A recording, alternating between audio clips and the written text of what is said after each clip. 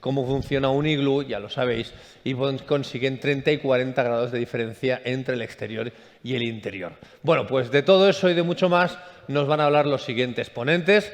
Como os he dicho antes, recibamos con un aplauso al moderador y a todos los ponentes a Ricardo García San José, vicepresidente del Comité Técnico de ATECIR, y a todos los ponentes que entran ya en el escenario. Un aplauso para ellos. Muchísimas gracias.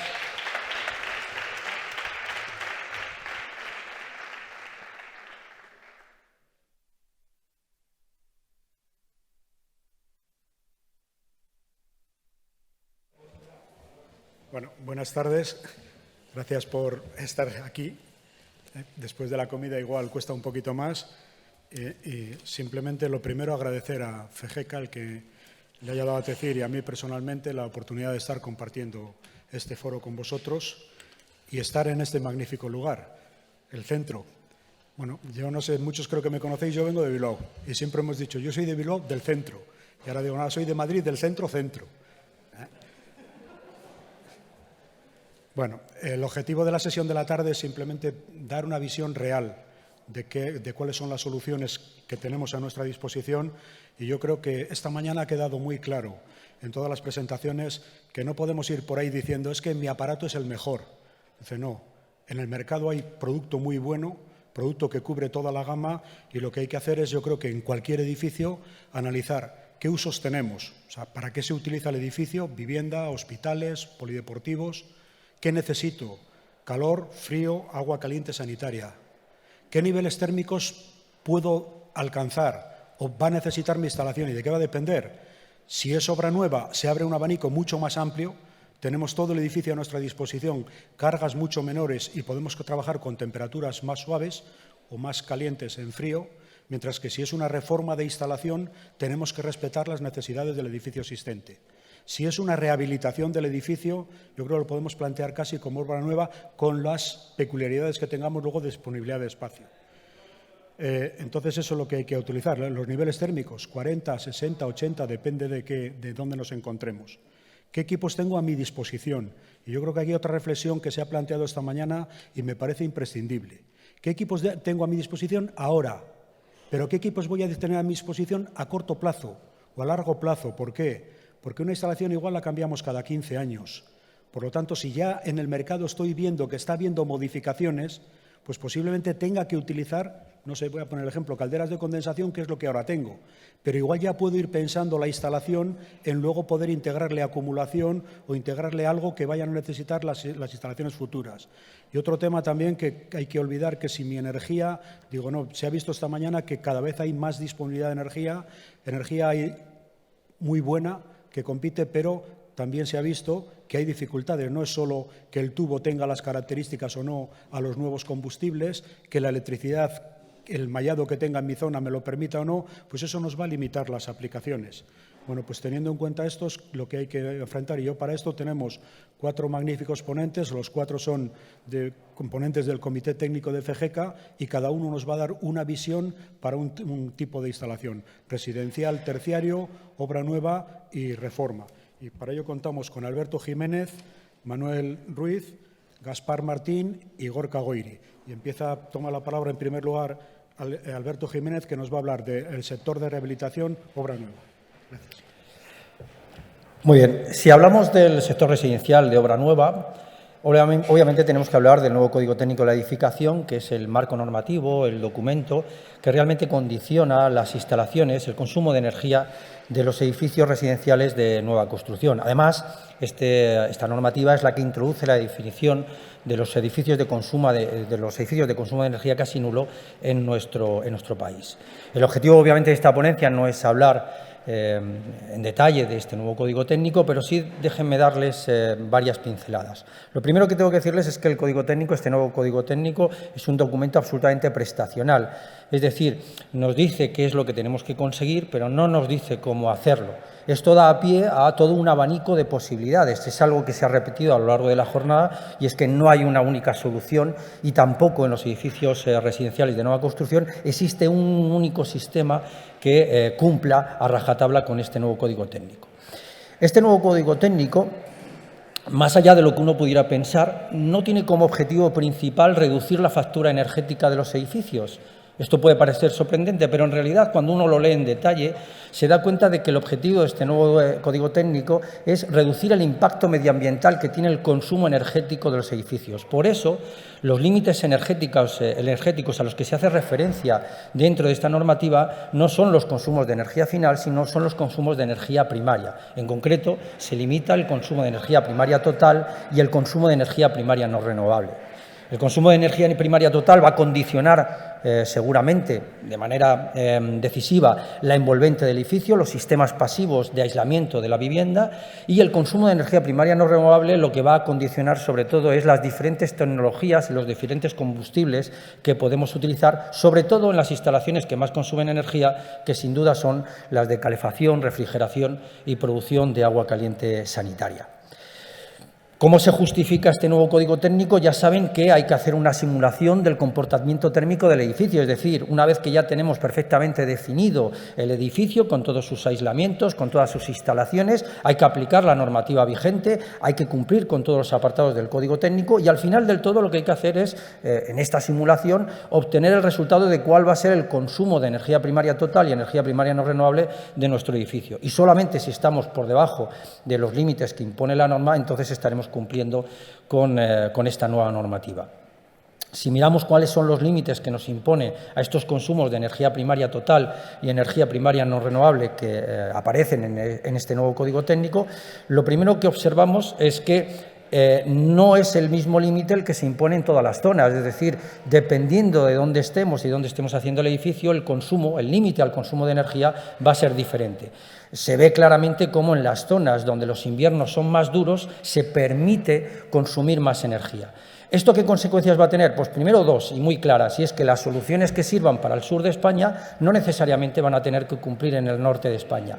Y otra consecuencia también directa, y es que en las zonas donde hay inviernos más suaves y donde el límite al consumo de energía es más bajo, es muy probable que sea más difícil llegar a esos indicadores energéticos que incluso en zonas donde climáticamente se consume más energía porque los inviernos son mucho más duros. Si hacemos un análisis de los diferentes combustibles y de las diferentes tecnologías que habitualmente utilizamos para climatizar nuestras viviendas, para calefacción, para refrigeración y para producción de agua caliente sanitaria, utilizando los estándares de rendimiento y los factores de paso que indica la normativa, lo que obtenemos es una gráfica como la que ven ahí, ¿no? Y en esa gráfica y de esas gráficas, donde comparamos, pues eso, cuánto aporte de energía primaria no renovable y cuánto aporte de energía primaria total tiene cada kilovatio hora térmico que podamos obtener, o bien con una caldera de gas, o con una bomba de calor, o con un radiador eléctrico por efecto Joule, pues lo primero que vemos es, primero, que el código técnico no prohíbe ningún combustible, que es algo que hay que explicar y hay que decirlo en voz alta. Es decir, en principio, todos los combustibles pueden cumplir con esta nueva normativa. Se favorece sin duda la electrificación de los edificios, eso está muy claro y cuando uno lo lee lo entiende perfectamente, pero no es cuestión de consumir electricidad de cualquier manera, hay que consumir electricidad de manera eficiente. De hecho, si comparan las gráficas, verán cómo hay una barrita, la barrita azul, que es precisamente el consumo de energía eléctrica por efecto Joule, que es la más grande, es decir, es la que aporta más energía, más consumo de energía primaria total y más consumo de energía primaria no renovable. Es decir, que en realidad la electricidad consumida por efecto Joule es la peor de las opciones. Obviamente esto mejora notablemente cuando consumimos esa energía eléctrica a través de una máquina de aerotermia, de una bomba de calor, una máquina de aire acondicionado o una máquina de geotermia. Vamos a analizar las diferentes instalaciones que puede haber en edificios residenciales de nueva construcción conforme a esta nueva normativa y obviamente lo primero que tenemos que diferenciar es entre instalaciones individuales y colectivas, porque la tipología de instalaciones se condiciona mucho precisamente porque se decide hacer una instalación de un tipo o del otro. En el caso de las instalaciones colectivas, las opciones son mucho menores. Intentaré explicarles las tres que nosotros consideramos que son más importantes. Y en el caso de las instalaciones individuales, es aquí donde podemos encontrar un ramillete, un catálogo de opciones bastante más amplio que en el caso de las instalaciones colectivas. Vamos a empezar por la primera de las instalaciones, que no es, sin duda, la instalación que más se está utilizando en los edificios de construcción, en los edificios de nueva construcción en este momento, pero que merece la pena hablar de ella porque no deja de ser la instalación más tradicional o la instalación que hemos utilizado más durante los últimos años, que es una instalación compuesta de caldera individual de gas con una instalación de energía solar centralizada. He de decir que este tipo de instalaciones solamente cumple con el código técnico en ciertas zonas de España, donde el consumo de energía permitido, porque los inviernos son más duros, es más alto. Sobre todo se puede cumplir con esta tipología de instalaciones en la zona cantábrica, en el norte de Italia, en el norte de España. Estas instalaciones con calderas de gas, que obviamente tienen que ser calderas de gas de condensación, porque ya los fabricantes no podemos fabricar otra cosa, y lo recomendable sería que fueran calderas de gas que tuvieran la capacidad de adaptarse al combustible. Hemos estado hablando durante toda la mañana que es muy posible que por las redes de gas natural puedan venir mezclas de gas natural con biogases o con hidrógeno. Bueno, pues es importante que estas calderas que se instalen actualmente tengan esa capacidad de adaptarse a esos nuevos combustibles que puedan ir llegando por las tuberías de red de gas. Las instalaciones de energía solar térmica, que es una tecnología que, desde mi punto de vista, se ha mal utilizado en nuestro país por culpa de la falta de mantenimiento de las instalaciones existentes, pero que se ha demostrado en muchas ocasiones que es una tecnología viable, que funciona y que se puede obtener mucho rendimiento energético con ellas. En cuanto a emisores, las calderas de gas, una de las grandes ventajas que tienen es que pueden trabajar tanto con emisores de baja temperatura, como es el suelo radiante, como emisores de media o alta temperatura, como son los radiadores. Y otro punto importante que vamos a tener que añadir en nuestro vocabulario de las instalaciones de climatización a partir de ahora es el tema de la recuperación de calor en las instalaciones de ventilación. Verán ustedes, es que estos edificios que tienen estos consumos de energía tan bajos, la principal fuente de pérdidas de todo el edificio proviene precisamente del sistema de ventilación.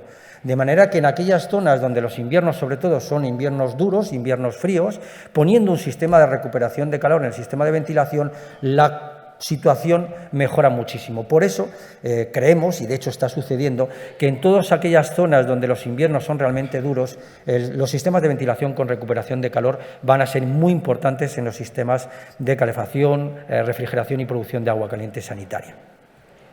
Una segunda opción sería la misma caldera de gas, pero con una opción diferente en cuanto a el aporte de energía renovable a la producción de agua caliente sanitaria. Es decir, en vez de hacerlo con energía solar térmica, lo podemos hacer con una bomba de calor de agua caliente sanitaria, es decir, solamente para producir agua caliente sanitaria, que puede ser o bien una instalación individual o una instalación colectiva. Es muy importante cada vez que hablemos de equipos de bombas de calor de agua caliente sanitaria, es muy importante tener en cuenta que para cumplir el apartado H4 del Código Técnico, esa bomba de calor tiene que tener el rendimiento suficiente. Sabemos que la aerotermia, las bombas de calor, la producción térmica que tienen es una producción en principio renovable, pero no 100% renovable. Es decir, no todo el agua caliente que produce una bomba de calor tiene la consideración de energía renovable. La normativa europea, la Directiva Europea de Energías Renovables establece esa fórmula que ven en pantalla, que es la que establece qué porcentaje de la producción térmica de una bomba de calor puede tener la consideración de energía renovable. Y ese porcentaje depende directamente del COP estacional que pueda tener la máquina. Por lo tanto, si queremos que una bomba de calor de agua caliente sanitaria nos cubra un 60% de la producción del agua caliente sanitaria con energías renovables, esa bomba de calor tendrá que tener un COP estacional para agua caliente sanitaria superior a 2,5. Si hay que cubrir un 70% porque nuestra demanda es superior a 5.000 litros al día, pues ese COP estacional tendrá que ser del 3,33. Si no somos capaces de llegar con esa bomba de calor a ese rendimiento estacional, sí que podremos añadir opcionalmente una instalación de energía solar fotovoltaica que complemente en parte esa producción renovable que no llegamos a conseguir por no tener el COP estacional lo suficientemente alto. Y, por supuesto, les tengo que hablar de la instalación que más se está diseñando, dimensionando e instalando a fecha de hoy en los edificios residenciales de nueva construcción, que son las bombas de calor, es decir, equipos de aerotermia o bien de geotermia, para la producción de calefacción, agua caliente sanitaria y, por qué no también, porque estos equipos pueden producir refrigeración en aquellas zonas donde se puede. Una de las grandes ventajas de este sistema es que es muy fácil, o relativamente más sencillo, hacer que cumpla con las exigencias energéticas del Código Técnico en toda España. De manera que no hay ninguna limitación, como sí que teníamos antes con las calderas de gas, en la ubicación de nuestro proyecto a la hora de cumplir con este tipo de equipos.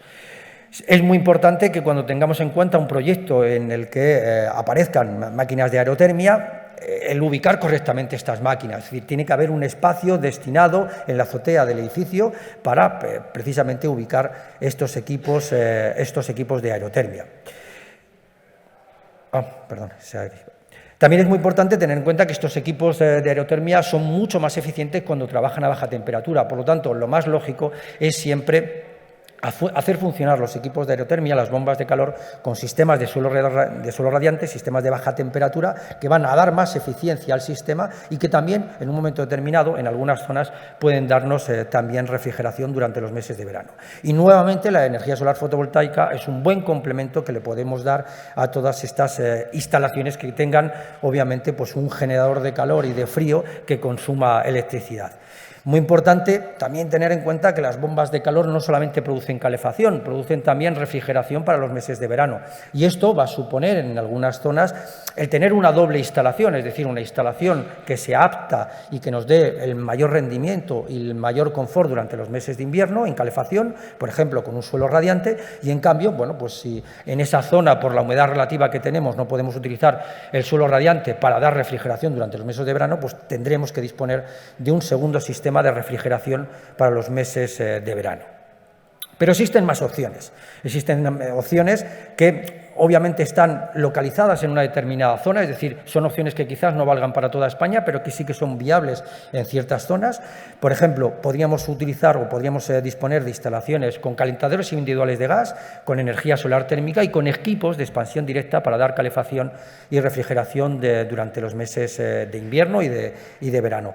Obviamente, este tipo de instalaciones son sobre todo para aquellas zonas donde los inviernos son suaves o casi inexistentes, porque obviamente el confort que podemos proporcionar con sistemas de expansión directa durante los meses de calefacción en invierno pues no es el mejor de todos, pero bueno, en muchas zonas de España ya saben que los inviernos son muy suaves o casi inexistentes y que lo importante realmente es la refrigeración durante los meses de verano. Una opción, una derivada de esta misma instalación es hacer básicamente lo mismo, pero en este caso con una bomba de calor de ACS para dar la producción renovable de la parte que tenemos que dar renovable de la producción de agua caliente sanitaria. Y nuevamente, siempre que hablamos de bombas de calor, siempre la fotovoltaica es una opción que puede complementar muy bien, sobre todo si no llegamos a la cobertura de energía renovable que nos solicita o que nos pide el H4 del Código Técnico. Y ya por último vamos a hablar de las instalaciones centralizadas y aquí me gustaría hacer una pequeña reflexión y es que siempre que tenemos estos debates y estos foros en los que hablamos de instalaciones colectivas y instalaciones centralizadas individuales, siempre surge la duda de por qué en muchos sitios se ponen instalaciones individuales y por qué en otros sitios se ponen instalaciones centralizadas.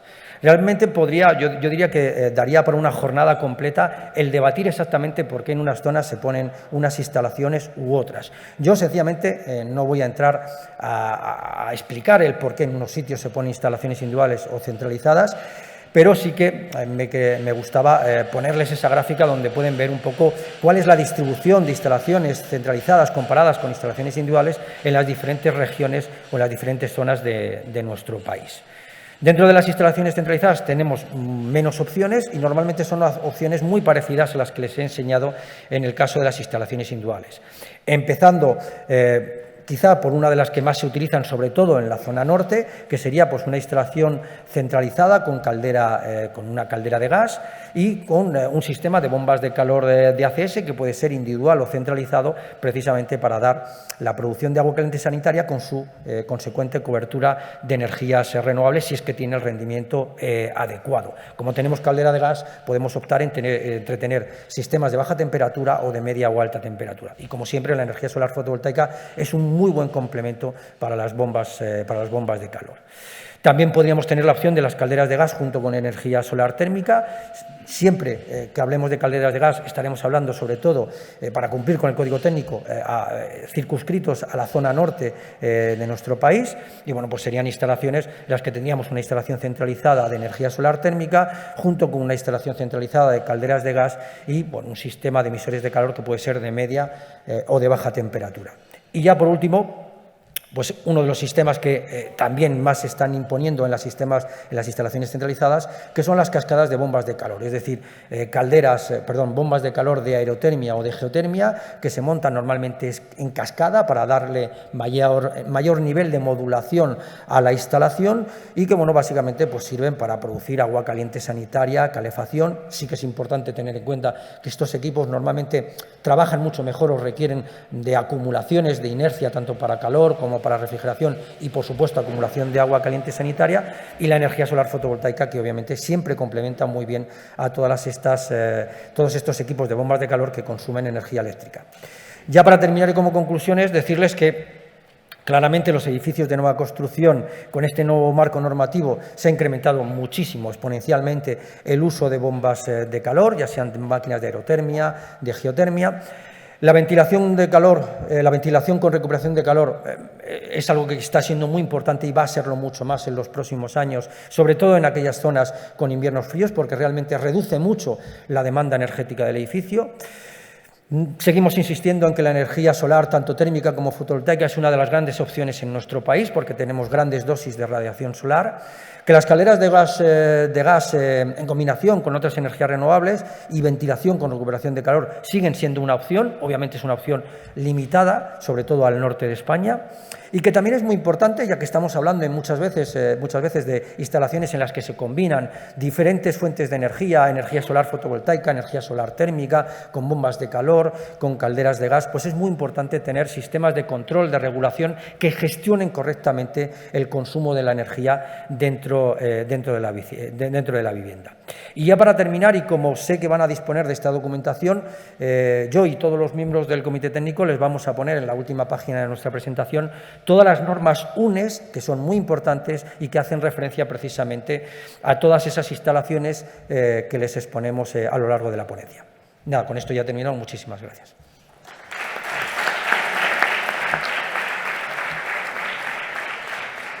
Muchas gracias, Alberto. Yo creo que es una visión muy completa de lo que se está haciendo ahora en Obra Nueva.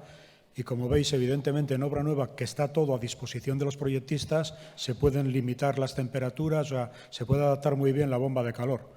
Y lo que sí me parece fundamental extraer es que no es lo mismo la instalación para Almería que para Madrid que para Bilbao. Cada zona climática tiene sus necesidades y, aunque hay producto buenísimo en el mercado, no todo vale para todo. Hay que adaptarse un poquito a las circunstancias. Y ahora, si hablamos de adaptarse a las circunstancias, no digo nada lo que va a pasar en residencial existente, de lo cual nos va a hablar Manuel Ruiz, que creo que es un tema ya un poquito más peliagudo.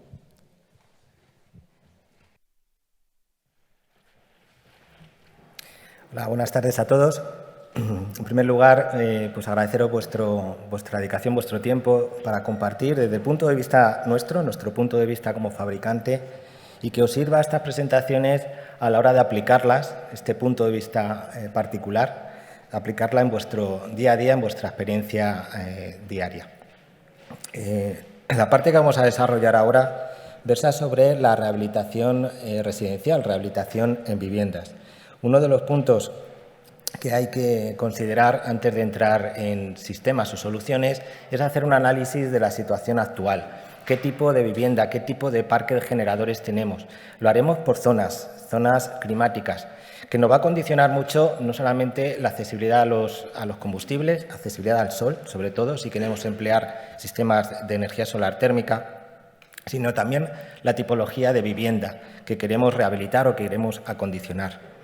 Haremos un análisis de distintas soluciones en distintos supuestos. Una es las instalaciones de calefacción centralizada. Otra instalación particular es la que disponemos de un sistema fijo para la producción de agua caliente sanitaria, pero no tenemos un sistema fijo para la producción de calefacción, que también las hay en nuestro país.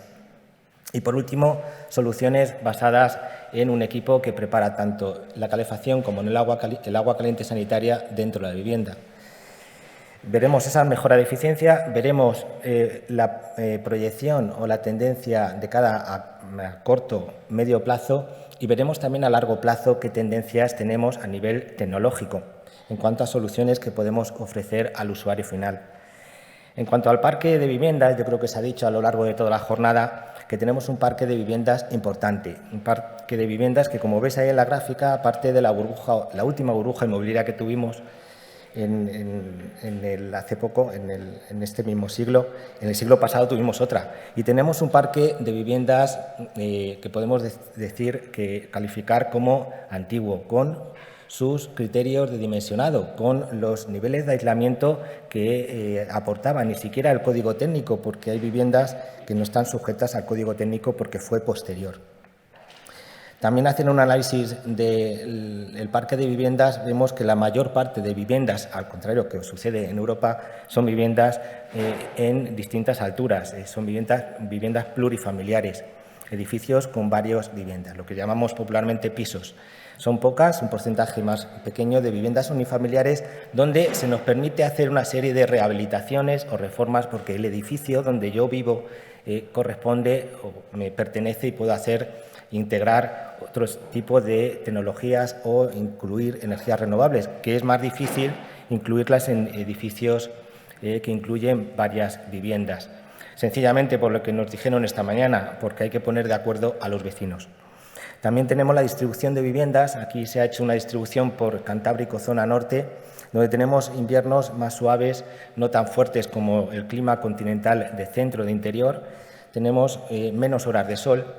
Y tenemos, por último, la zona mediterránea sur, donde tenemos muchas horas de sol, tenemos la mayor parte o la mayor concentración de viviendas peores aisladas, porque las condiciones climáticas no lo han requerido, que quizá habría que aislarlas más para tener consumos más pequeños. Ese es el análisis que tenemos del parque. Y en cuanto a dotación, en cuanto a generadores de calor de estas viviendas, pues aquí tenemos una serie de conclusiones según las zonas climáticas. Lo que más nos llama la atención, también se ha visto esta mañana, es la importancia del gasto energético para los servicios de calefacción, producción de agua sanitaria y frío, aunque aquí se refleja una parte importante, una parte muy pequeña, solamente un 1%. Quizá en la dotación de producción de frío en la vivienda pues es donde tenemos mayor potencial a la hora de rehabilitar, incluso donde se ofrece una apertura más, un ofrecimiento más a tecnologías como la bomba de calor, que en nuestro país, además de producir calor, es capaz de producir frío. Por otra parte, no olvidemos que nuestro país es un país de puertas abiertas, de ventanas abiertas. Yo no necesito aire acondicionado si yo abro las ventanas y acondiciono mi vivienda. Es otro también de los puntos que hay que tener en cuenta en cuanto a los usos y costumbres de los usuarios en nuestro país. Lo que sí que es cierto es que la mayor parte de la necesidad de agua sanitaria, de calefacción, en todo tipo de vivienda está cubierto. Es quizá ese potencial de satisfacción del servicio de frío donde podamos poner más énfasis. Y también lo que es cierto es que tenemos un parque de calderas o generadores de calor y de producción de agua caliente sanitaria muy antiguo que hay que reponer, que tenemos que rehabilitar. Aquí vemos una gráfica que está extraída de la misma guía que tenéis vosotros, que se os han incluido en la carpeta a la entrada al evento. Una gráfica en la que se ve la inversión o las acciones en cuanto a rehabilitación de vivienda. Como veis, es un crecimiento casi exponencial en cuanto a la reposición de esos generadores antiguos que tenemos en la vivienda. Vamos a hacer ahora un enfoque, no solamente focalizando la tecnología, también focalizando la normativa, el marco normativo que nos condiciona, que adapta soluciones estratégicas o objetivos estratégicos en una serie de normativas de regulación en la que nos indica la Administración, nos lleva al camino para poder incluir energías renovables, por un lado, y para poder incluir una serie de tecnologías. Eso está recogido tanto en el Código Técnico como en el RITE, que se articula para fomentar una serie de soluciones. No hay que olvidar, no nos podemos cerrar en una sola tecnología. Ya hemos visto y es patente, después de todas las intervenciones de esta jornada, que hay varias tecnologías que pueden satisfacer la misma necesidad del usuario final. Necesitamos poder barajar y poder considerar, valorar la aplicación de distintas tecnologías según la peculiaridad del edificio, según la necesidad del usuario. Y aquí el factor humano, que todo el mundo se olvida de él, es preguntar al usuario qué es lo que realmente quieres. Porque podemos calentar el agua, podemos darle servicio de calefacción, pero ya el usuario está más formado. El usuario ya nos dice cómo y quiere departir y quiere discutir con el instalador, con el prescriptor, con el arquitecto, quiere formar parte de esa decisión de qué generador va a incluir en su casa. Esto no podemos olvidar siempre qué objetivo tiene el usuario final. Y sobre todo, y ante todo este desfile de equipos que hemos ido nombrando a lo largo de la jornada, hay un punto muy importante y donde yo destaco, sobre todo en la rehabilitación, donde el usuario tiene pleno dominio y propiedad de lo que quiere instalar, no como es en obra nueva. En la rehabilitación es muy importante que el instalador, el profesional, el prescriptor que va a hacer esa rehabilitación, que acometa la rehabilitación, esté bien formado, no solamente en normativa, sino también en tecnología. Necesitamos unos instaladores bien formados.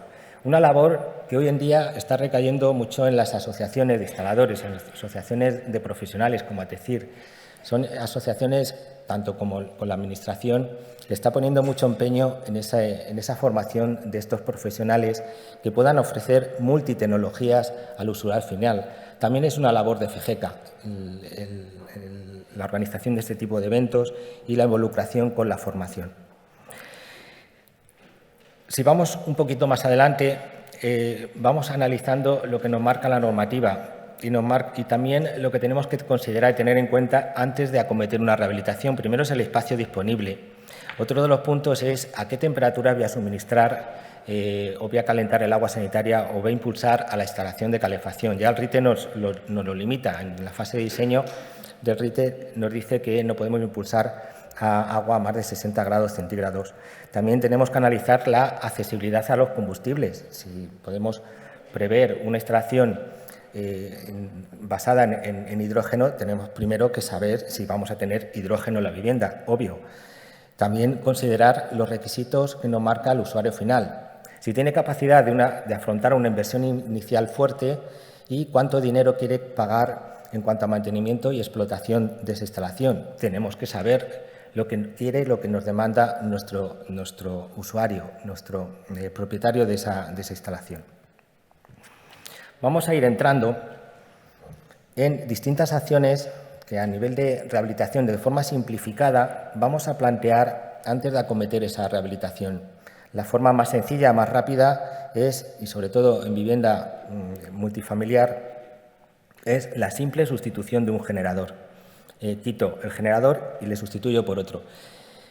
En ese caso, nosotros lo que hacemos es, al sustituir un aparato, se aplicará el RITE, se aplicará el Reglamento de Instalaciones Térmicas en Edificios. No hemos tocado la instalación de generación térmica, por lo tanto, no aplicamos la parte de producción de agua caliente sanitaria, el H4, del Código Técnico de la Edificación. Podemos dar un paso más. No nos conformamos en quitar solo el generador, sino que también queremos incorporar una serie de tecnologías nuevas. Por ejemplo, quiero incorporar renovables. Puedo mantener o reparar ese generador que tengo en mi vivienda, pero quiero además añadir renovables. Estamos modificando la instalación de generación térmica. Por una parte se aplicaría el RITE, pero por otra parte tenemos que aplicar en el Código Técnico el H4 y ese porcentaje de energía renovable procedente, o ese porcentaje de energía para la producción de agua caliente y sanitaria procedente de energía renovable, incorporar solar térmica o pensar en una bomba de calor, etcétera. Ese es un paso más. Estamos, digamos, añadiendo un valor adicional a esa rehabilitación. Y como tercer paso o tercera acometida es pensar no solamente en cambiar mantener el generador que tenemos instalado, sino incluir renovables, pero lo que quiero es cambiar radicalmente la instalación de generación solar térmica.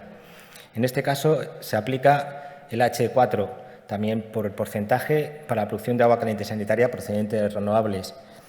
Si esa rehabilitación incluso incluye una ampliación de un 25% de la superficie del edificio que quiero rehabilitar, se limitan los consumos de energía primaria no renovable, es decir, que se aplica el H0 y el H1 del Código Técnico de la Edificación. Y aquí nos remitimos pues, a todo lo que nos ha comentado nuestro compañero Alberto Jiménez.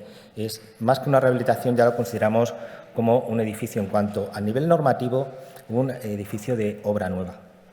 Nos vamos a centrar en estos dos casos. Primero, para instalaciones centralizadas, en las que hoy el quitar y poner un generador, una caldera, quito la caldera y la sustituyo por otra, nos encontramos que ya por RITE todas las calderas de gas ya deben de ser modulantes, independientemente de su potencia. Esto es lo que nos marca el Reglamento de Instalaciones Térmicas. Tenemos ya una gama de calderas a nivel de producción centralizada de calefacción y de agua caliente sanitaria con altos rangos de potencia, con bajas emisiones no solamente de dióxido de carbono, porque tenemos mejores rendimientos, sino también de bajas emisiones de NOx. Podemos tacharlas todas de clase 5, nombrarlas todas de clase 6. Tenemos una posibilidad de conectividad o mantenimiento en remoto de estas salas de calderas que es posible actualmente con la tecnología que barajamos. El quitar un generador por otro generador, vamos a tener aumentos en la eficiencia, aumentos en los rendimientos y vamos a tener reducciones de emisiones, solamente con ese hecho. También se nos puede plantear el hecho, y como digo, en edificios plurifamiliares, el incorporar energía renovable, es decir, tengo una instalación para generación de calefacción y agua caliente sanitaria, pero quiero incorporar renovable, bien sea solar, para eso necesitamos espacio en la cubierta o accesibilidad hacia el sol, y sobre todo en zonas geográficas donde tenemos ese potencial de calentamiento del sol, necesitamos, como digo, espacio. Otra posibilidad es recurrir a una bomba de calor que podemos ubicarla en la misma sala de calderas o en un espacio anexo. No necesitamos espacio en cubierta, o quizás sí, si la instalamos en la cubierta del edificio. No tenemos esa dependencia del sol, pero por medio de esta bomba de calor podemos aportar ese porcentaje que nos marca el Código Técnico en cuanto a la producción de energía renovable para calentamiento de agua caliente sanitaria. Otra instalación peculiar son las instalaciones en las que nosotros vamos a disponer de un generador a nivel individual. Cada vivienda tiene un generador para producir calefacción y agua caliente sanitaria. Ahí tenéis en la parte derecha un desglose por zona geográfica de qué tipo de generador está montado en este tipo de instalaciones, que son la mayoría de las instalaciones en nuestro país. Si bien las instalaciones centralizadas son porcentualmente más, se da con más frecuencia en la zona norte, no tanto en la zona sur o el Mediterráneo. Aquí vemos por zonas cuál es el aparato que está por excelencia instalado en los hogares para producir calefacción, que es una es una caldera convencional, no es una caldera de condensación, una caldera convencional en la que está instalada y que, como digo, el primer paso sería cambiar el generador, quitar esa caldera convencional, estanca o quizá ni siquiera es estanca, e instalar una caldera de condensación. Vamos a analizar esta serie de pasos, primero llamando la atención a otro tipo de instalaciones que se dan, sobre todo en la zona mediterránea, zona sur, en la que contamos con equipos solo para la producción de agua caliente sanitaria, véanse calentadores, termos eléctricos, bombas de calor de agua caliente sanitaria, en las que estamos ofreciendo el servicio de agua caliente sanitaria a la vivienda. Lo mismo, el mismo patrón, podemos únicamente sustituir ese generador de calor. Solamente sustituyendo ese generador de calor nos encontramos hoy en día en todos los catálogos de cualquier fabricante equipos eficientes, más eficientes que los que teníamos hace 12 o 22 años. Tenemos equipos con mayor eficiencia, con menores emisiones y tenemos, digamos, una posibilidad de rehabilitar el generador de calor de una forma más económica, que quizás es lo que está buscando el usuario, lo que nos está pidiendo. Otra opción es incorporar, hibridar, con una serie de equipos que producen energía renovable, la energía solar térmica tan recurrida, siempre sobre todo en zonas donde podemos tener acceso al sol. Otro tipo de instalación y el que, como veis en los gráficos, es el que se da con más frecuencia, es contar con una caldera individual, una caldera de gas, que como veis está nombrada con una clase de eficiencia A+. Realmente todas las calderas que vais a encontrar hoy en el mercado son de clasificación energética A. El plus se lo ha dado la regulación y control. Es un punto importantísimo de nuestras instalaciones. Muchas veces el usuario disfruta del servicio de una caldera, pero tiene un termostato todo o nada, o ni tiene termostato, la apaga y la enciende cuando llega a casa o cuando se va a acostar. Y desde nuestro punto de vista, la regulación de la instalación, no solamente en tiempos, sino en la forma en la que vamos a estar gestionando, quemando el gas o aportando energía a nuestra instalación, es fundamental. En estos tiempos que corren, la regulación y control se nos hace algo que es necesario a la hora de pensar de rehabilitar o cambiar el generador de calor. Cambiar el generador de calor y cambiar el termostato ambiente. ¿Por qué no? La bomba de calor, como otra solución, como digo, el patrón que seguimos, cambiar una caldera por otra, cambiar una bomba de calor por otra bomba de calor con la tecnología actual, con los refrigerantes que tenemos actualmente, vamos a ganar en eficiencia, solamente con el hecho de reponer una instalación por otra. Queremos dar un paso más, queremos incluir renovables, podemos pensar en la hibridación. Tanto la bomba de calor como la caldera mural a gas se adapta perfectamente a incorporar renovables. Ya lo hemos visto anteriormente, podría ser energía solar térmica, podría ser una bomba de calor para la producción de agua caliente sanitaria. En cuanto a la mejora de eficiencia, que vuelvo a repetir, solamente con cambiar un generador por otro, pues, y en el caso mayoritario de generadores que tenemos instalados en las viviendas en nuestro país, lo que se nos antoja, el aparato que por excelencia se ha instalado y que posiblemente sea el que más se reponga en los últimos años. Se hablaban de 9 millones, 7 millones de viviendas que tenemos, en los que tenemos instaladas una caldera mural a gas. Posiblemente, simplemente con cambiar ese equipo por otro equipo de condensación, vamos a ganar en eficiencia, vamos a reducir emisiones también. Y vamos a hablar de las calderas murales a gas. Yo creo que todo el mundo conoce una tecnología madura, una tecnología que el instalador no tiene miedo a instalar, que combinada con un equipo de regulación y control modulante o que pueda gestionar bien la energía que aporta en todo momento, pues nos puede dar o aportar muchas ganancias en eficiencia. Yo de estos equipos no voy a ampliar mucho más. Ahí tenéis en toda la documentación ventajas de la aplicación de esta tecnología. Únicamente decir que la mayor parte, y se da en nuestro país, no en otros países del norte de Europa, el hecho de la producción instantánea del agua caliente. No necesita una acumulación, no necesita espacio, es un equipo muy compacto que puede producir agua caliente sanitaria. El kilovatio hora de explotación del gas, hoy por hoy, ha subido el gas, ha subido la electricidad, sigue siendo más bajo, pero es que el kilovatio hora que vamos a instalar en la vivienda del usuario, los 24 kilovatios de caldera que vamos a instalar, ese precio de inversión inicial por kilovatio que instalamos es mucho más bajo que cualquier otra tecnología. Hablamos de la regulación y control, hablábamos de que aparte de la eficiencia que tenemos, que nos aporta el generador de calor, podemos, al incluir un equipo de regulación y control, vamos a tener un plus, vamos a tener un beneficio, un bonus, por el tipo de controlador o de regulación que vamos a tener. Es lo que yo comentaba anteriormente, que una caldera con clasificación A podemos hacerla llegar a una clasificación A+.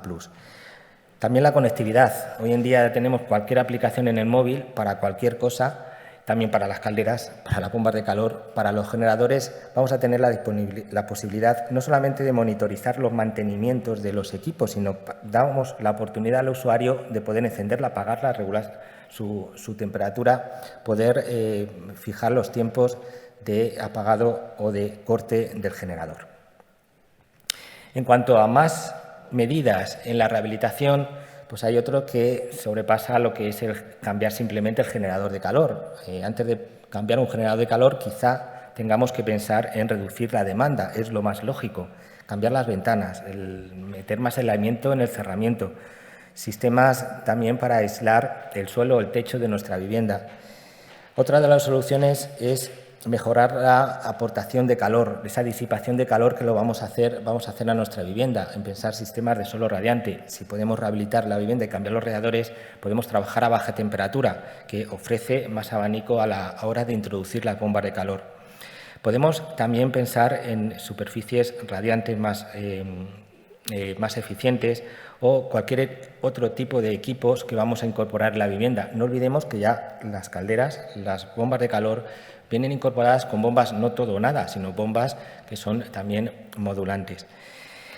Y una de las soluciones por la que apostamos, sobre todo porque apuesta por todas las tecnologías y por la que podemos aprovechar por el precio de la energía a cualquier hora del día, puede ser la hibridación.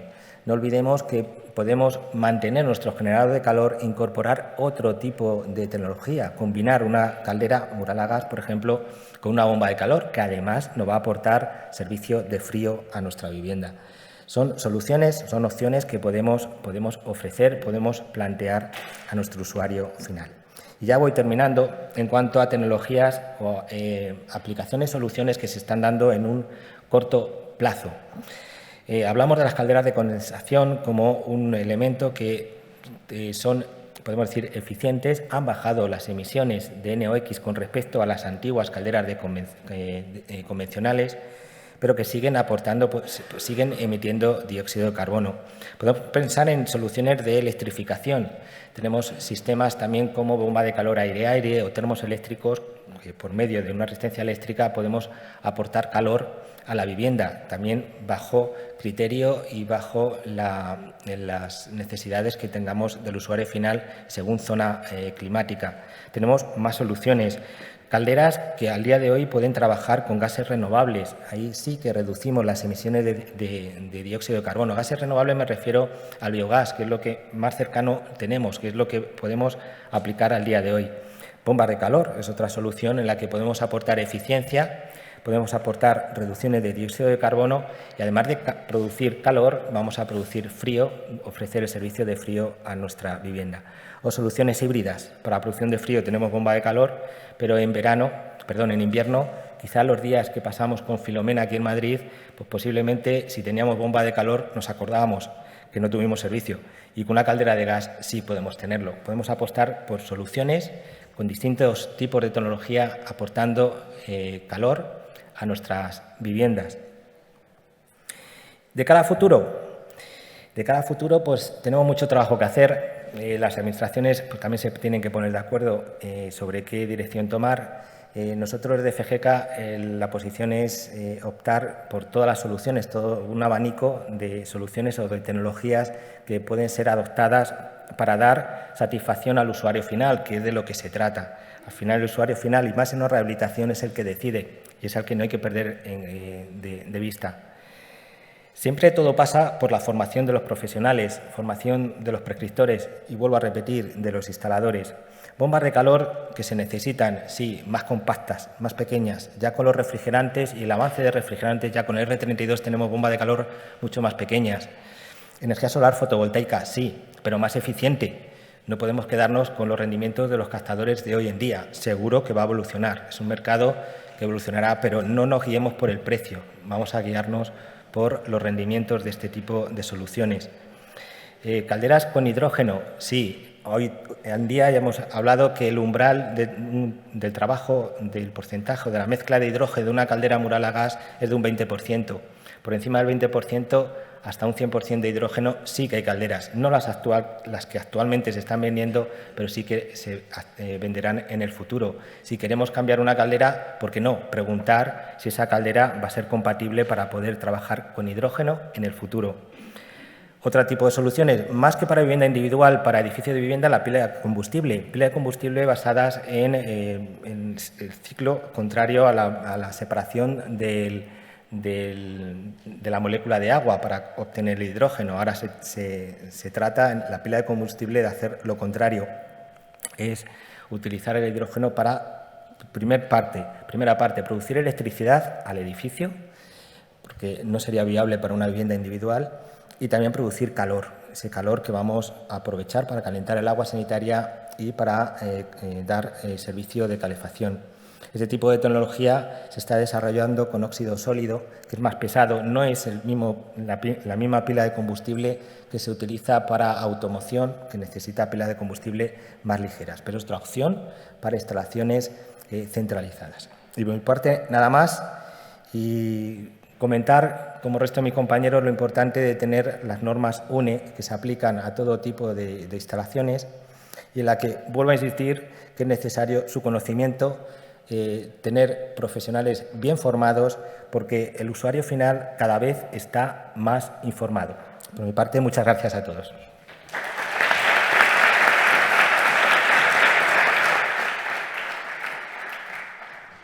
Muchas gracias, Manuel. Bueno, habéis visto un repaso amplio de qué es lo que tenemos hoy en día en el mercado y una reflexión que creo que la estamos teniendo a lo largo de todo el día. Esta mañana Vicente ha hablado de en España más de 9 millones de calderas individuales. Fernando nos ha hablado de más de 1 millón en la Comunidad de Madrid y mientras no se rehabiliten totalmente los edificios, pues las calderas siguen teniendo un campo, pues yo creo que como mínimo 1 o 2 vueltas les quedan.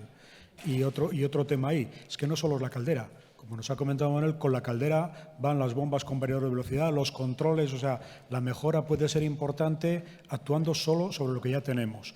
Y yo añadiría una reflexión también a lo que ha comentado. La energía solar térmica habría que darle una segunda oportunidad, pero lo que sí me parece importantísimo es que ahora cuando se plantee cualquier reforma, donde haya, por lo menos que se actualice. O sea, aquellas instalaciones que existen, que se han dejado de la mano y no están funcionando, hombre, pues ya no hay que hacer la inversión completa, pero sí a la hora de hacer la reforma, o sea, actualizarlas y ponerlas otra vez en valor.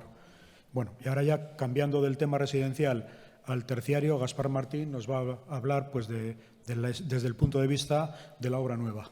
Gracias. Bien, buenas tardes a todos. Agradecer la asistencia a este foro, deseando que esté siendo de interés. Bueno, pues lo que tiene que hablar del tercero es que hay temas que ya se han explicado, porque voy a ir un poco en la línea de lo que mis compañeros Alberto y Manuel ya han comentado. Sí que es cierto que los edificios de tipo terciario, aplicaciones diferentes al residencial, las aplicaciones de tipo residencial, tienen la dificultad de que tenemos un abanico de edificios muy diverso y lo que haremos será intentar clasificarlos por familias para intentar encontrar la solución óptima, más adecuada, podríamos decir, en cada caso. Es procedente también, como ha hecho Alberto, hacer una muy breve, no es el foro, pero hacer una muy breve introducción normativa, porque está claro que más allá de modas y tendencias, lo que realmente aplicamos en los edificios nos viene marcado, en cierta forma, por 2 reglamentos principales en España, el Código Técnico de la Edificación y el propio RITE. El Código Técnico de la Edificación, cuando hablamos de edificios de tipo terciario, son las tablas que tenemos en la izquierda, pues tienen los mismos 2 indicadores que Alberto perfectamente nos ha explicado, los consumos de energía primaria total y no renovable.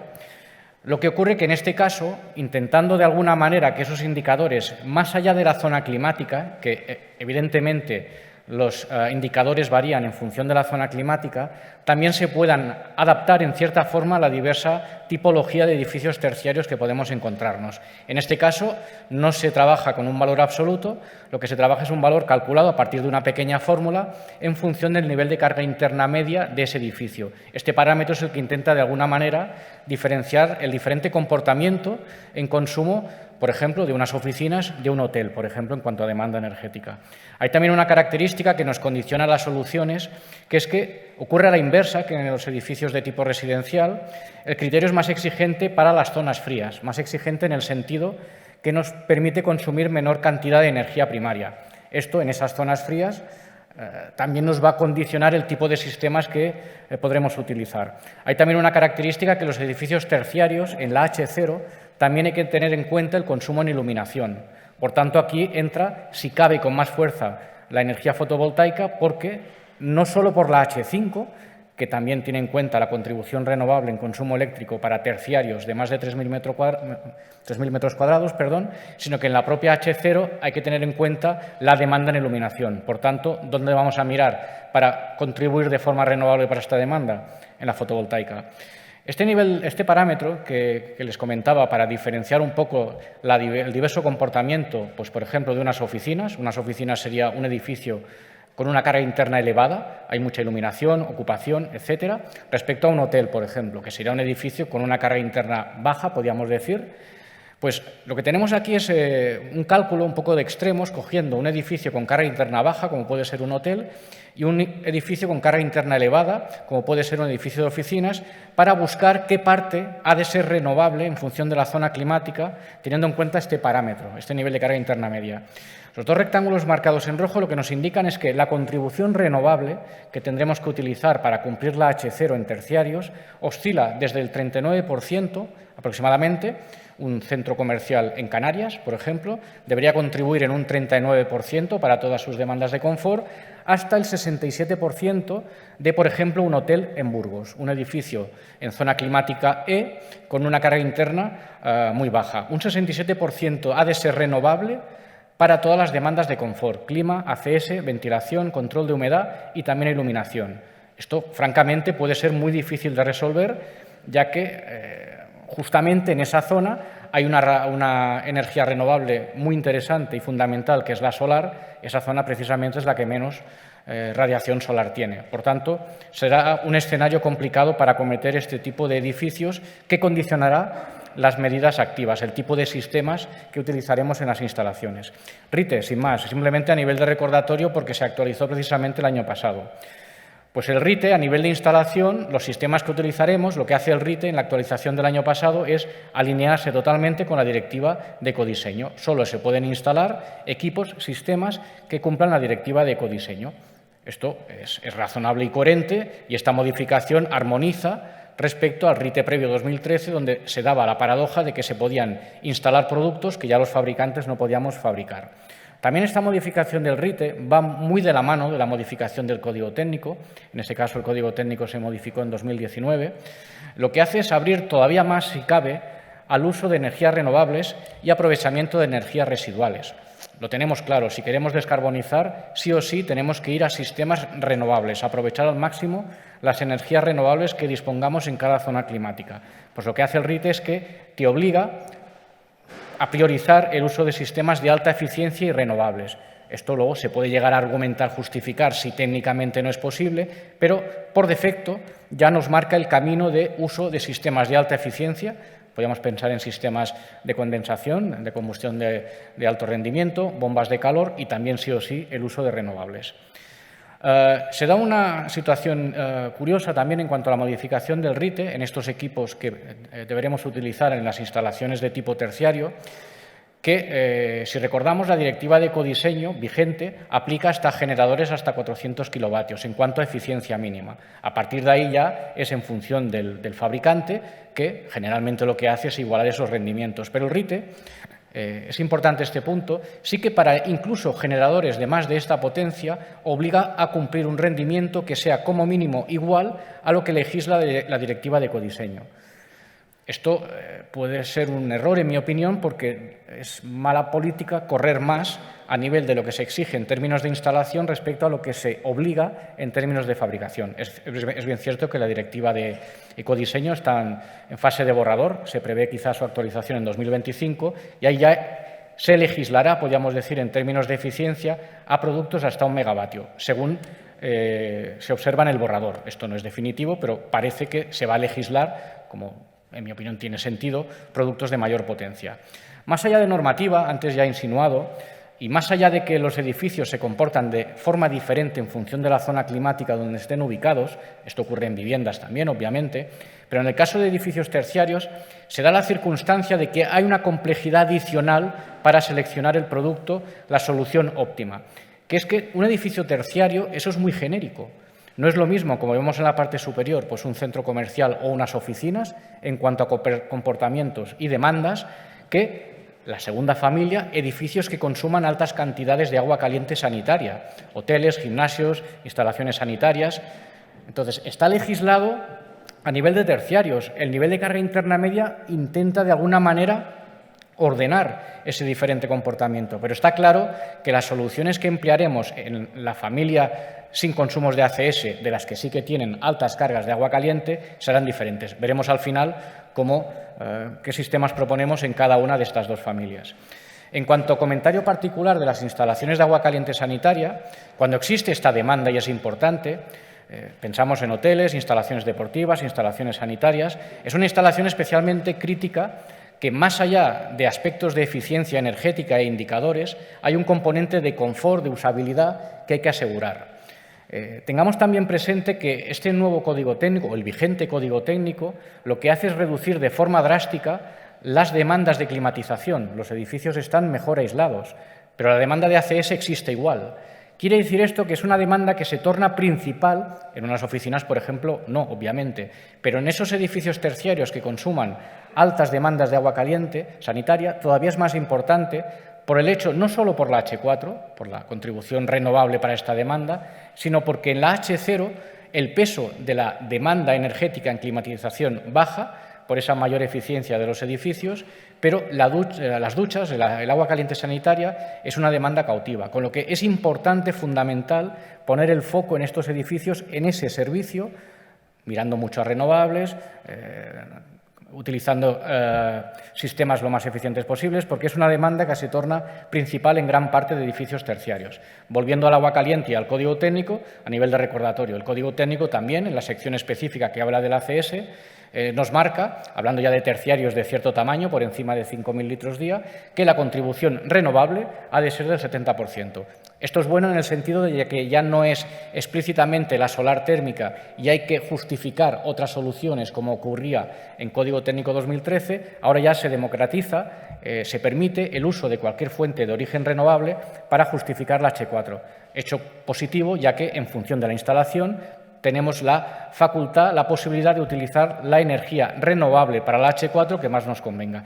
Las energías renovables son las que aparecen en la Directiva Europea, la 2009/28, donde en este caso preferentemente hablaremos de bombas de calor, aerotérmicas, geotérmicas y también la solar térmica, como tecnologías preferentes para justificar esta sección.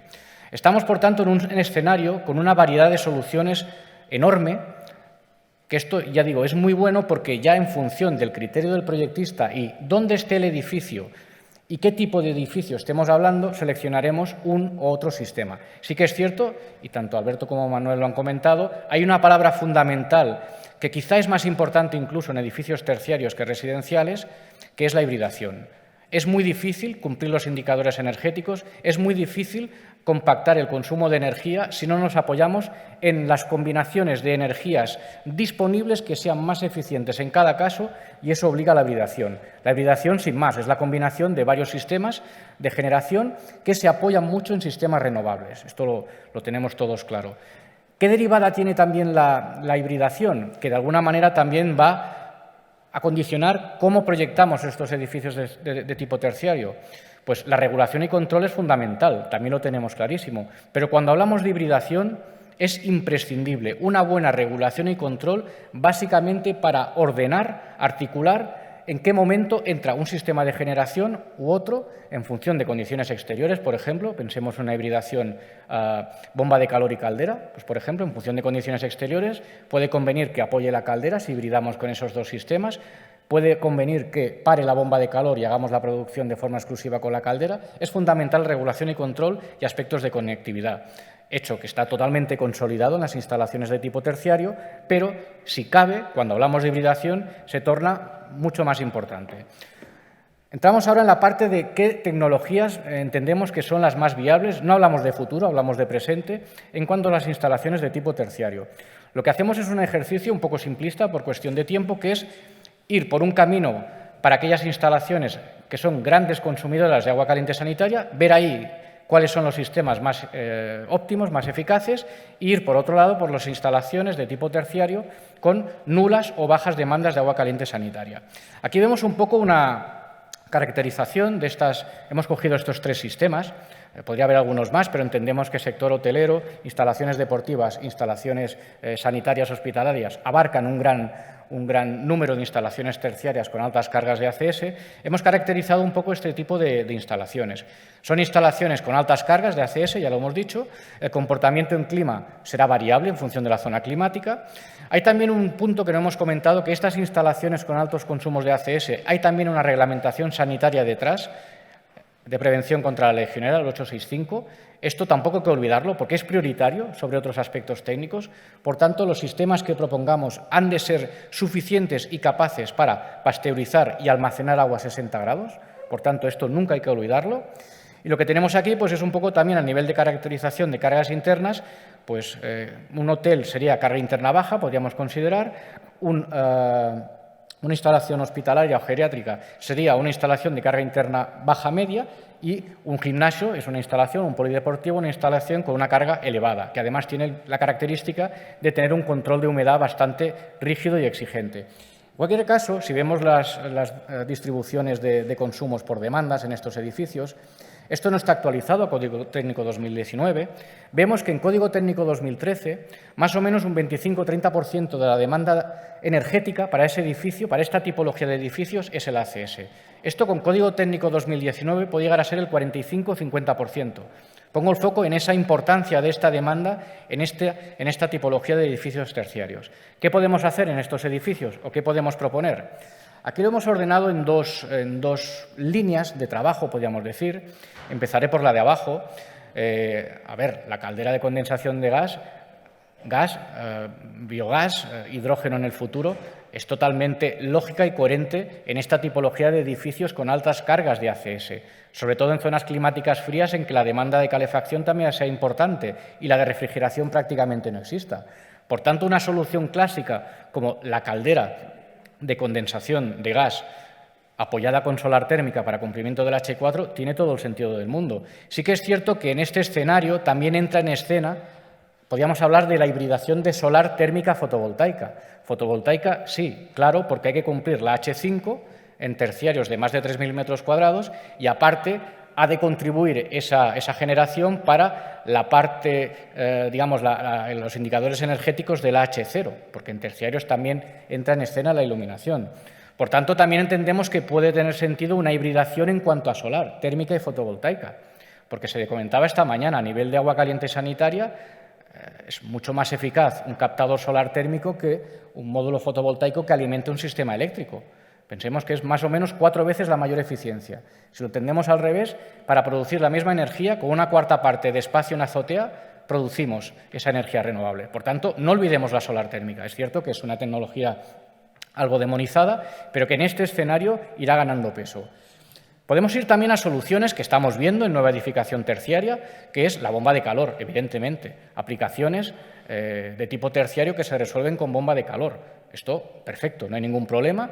Tiene también la virtud que este sistema permite justificar, dependiendo del COP estacional de la máquina, en la parte H4 del código técnico, y ahí también apoyada con fotovoltaica y también puede ser interesante apoyada con solar térmica, porque todo aquel precalentamiento que nos venga del sistema solar térmico será menos energía eléctrica que consumirá la bomba de calor. Aquí planteamos también una solución un poco más sofisticada, entre comillas, que es la hibridación con caldera. Siempre que exista gas en el edificio, obviamente. Si no existe gas en el edificio, lo que diré no tiene ningún sentido. Pero si tenemos la posibilidad de que haya gas, una solución muy eficiente es la hibridación de bomba de calor con un apoyo de caldera de gas de condensación. La carga base de agua caliente la resolveríamos con la bomba de calor y las puntas que tengamos en esa instalación las podemos cubrir con la caldera de condensación. Esto también permite resolver los choques térmicos puntuales y es una solución que en términos de consumo de energía es muy interesante, obviamente siempre que haya gas. Es muy interesante porque además lo que permite también es reducir el volumen de acumulación, ya que los sistemas de acumulación no se habla nunca de ellos, pero en esta familia de terciarios con altas cargas de ACS, la acumulación es un elemento principal en esta tipología de instalaciones. ¿Qué ocurre? Si resolvemos el sistema solo con caldera, es un sistema más instantáneo, más inmediato, permite compactar mucho la acumulación. Si vamos a sistemas bomba de calor, esto no es ni bueno ni malo, es característico de su sistema de calentamiento, requiere acumulaciones más elevadas. Si hacemos un sistema híbrido, podemos, además de trabajar de forma más óptima, como hemos dicho, compactar la acumulación. Esto, en ocasiones, también es un valor a tener en cuenta. Con esto también, hibridación en cualquier caso. Esta es la palabra que repetimos muchas veces esta tarde. Hablando de acumuladores, es un elemento, ya he dicho, que gana en importancia. Nunca se ha mirado mucho ese elemento, pero en esta tipología de edificios terciarios, el acumulador se torna un elemento principal que en función del generador que escojamos, ya hemos comentado, requerirá de mayor o menor acumulación. Aquí ponemos 3-4 veces. Un sistema con caldera respecto a uno con bomba de calor, el de bomba de calor puede requerir del orden de 3 veces la acumulación necesaria para satisfacer las demandas. ¿Esto es un problema o no? Depende de la instalación, pero tengamos presente esto. El acumulador gana en importancia por su mejor aislamiento, porque también tenemos acumuladores de doble serpentín que el RITE también permite su instalación ya desde su última actualización mediante 2 fuentes de generación, que una puede ser fósil y la otra renovable.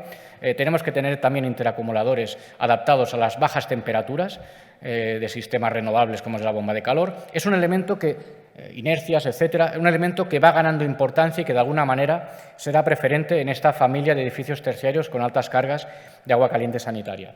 Si nos vamos a la otra familia genérica en cuanto a edificios terciarios, pues edificios que no tienen demanda de ACS o bien es muy baja. En este caso, las opciones de hibridación son menores. Aquí, claramente, vemos un escenario vigente y futuro en que la bomba de calor tiene un peso muy importante, bomba de calor incluso como alternativa a sistemas clásicos que era la caldera y una enfriadora. La bomba de calor tiene la virtud que nos puede permitir producir energía para climatización frío-calor, bombas de calor apoyadas en fotovoltaica sí o sí.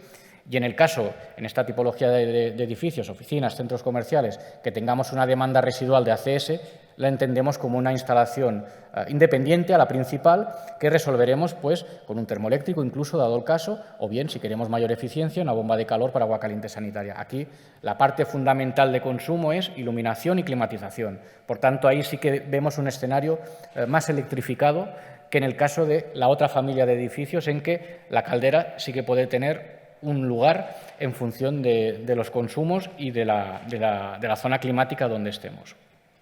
Ya para acabar, un poco para ordenar las ideas, pues estamos en un escenario en que un código técnico es prestacional, lo decía antes Alberto. El código técnico no nos marca ni nos dice una tecnología u otra. Sí que es cierto que en función de los indicadores pues nos facilita el ir por un camino u otro, pero tenemos un momento en que el proyectista tiene libertad total para seleccionar la multitud de sistemas que tenemos en el mercado. Es bien cierto que no entendemos este escenario de edificios terciarios sin hablar de hibridación. Es prácticamente imposible para la consecución de estos indicadores no trabajar con varias fuentes de energía combinadas. Bomba de calor, solar térmica, caldera quizá. Es un escenario totalmente hibridado en que la regulación y control obviamente es clave, porque si esos elementos no se ordenan de forma adecuada, no vamos a obtener esa prestación, ese rendimiento, con la idea de reducir el consumo energético y descarbonizar. En esos edificios, gran parte, hay mucho, no sé decir qué porcentaje, pero hay una gran parte de edificios terciarios que son orientados al sector servicios que consumen altas cargas de ACS. Cuidado con esta demanda, es una demanda principal, fundamental, que más allá de aspectos de eficiencia hay que asegurar un confort de los usuarios, hay que asegurar cumplir una reglamentación sanitaria. Cuidado con esto es muy importante y nos puede condicionar en algún momento el tipo de sistemas a utilizar. Cuando hablamos de bomba de calor, obviamente pensamos en sistemas bomba de calor de alta temperatura, porque las de baja temperatura este aspecto no lo cumplirían. Demanda principal. Y ya para concluir, pues la aportación solar. Claro que sí. España yo creo que la energía renovable más viable y de la que más disponemos es la solar. Solar fotovoltaica, esta mañana se ha comentado, claro que sí, hay que aprovecharla más si combinamos con sistemas de generación eléctrica, pero creo que es procedente en esta tipología de edificios con altas cargas de ACS, no olvidemos la solar térmica, porque lo que permite es una gran eficiencia con menos espacio de utilización. Finalmente, como han hecho el resto de mis compañeros, compartimos con ustedes las normas de referencia que aplican a esta tipología de edificios para su posterior consulta. Y sin más, espero que la presentación haya sido de su interés y gracias por la atención.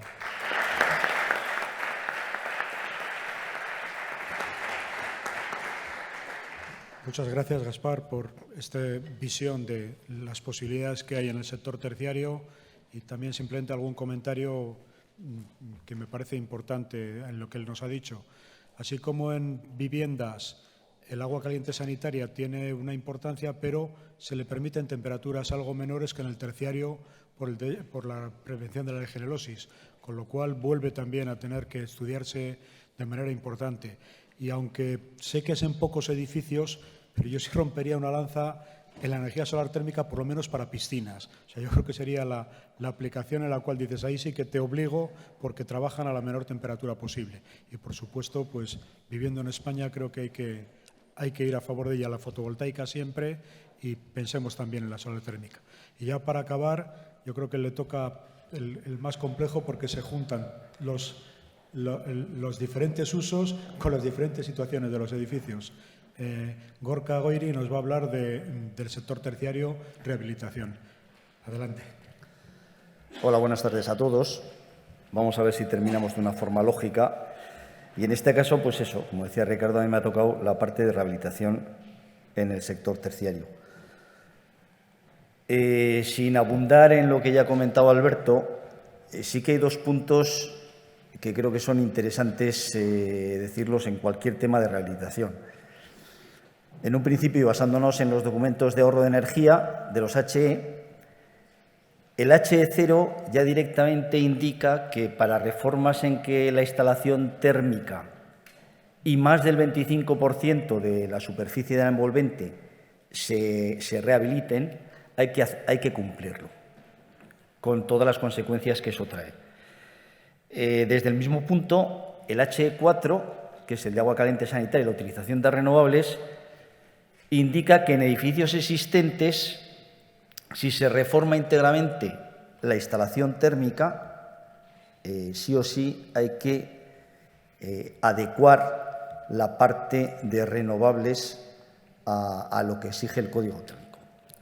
Este es un punto bastante comprometido, dependiendo de las soluciones y de los espacios que haya, y no siempre es fácil cumplirlo, pero de cualquier forma hay que tenerlo en cuenta. En tipología de instalaciones, la verdad es que el sector terciario tiene unas tipologías muy diversas, según el tipo de instalación, según cuándo se construyó, qué tipo de servicios tenía, la obligación o no de energías renovables que había entonces marcado, los servicios climáticos que el propio edificio tiene que cumplir. Y entonces, bueno, ahí hay 7 posibilidades más o menos de distintos tipos de edificios en el sector terciario: oficinas, hoteles, hospitales, centros comerciales, centros de formación, supermercados, etcétera.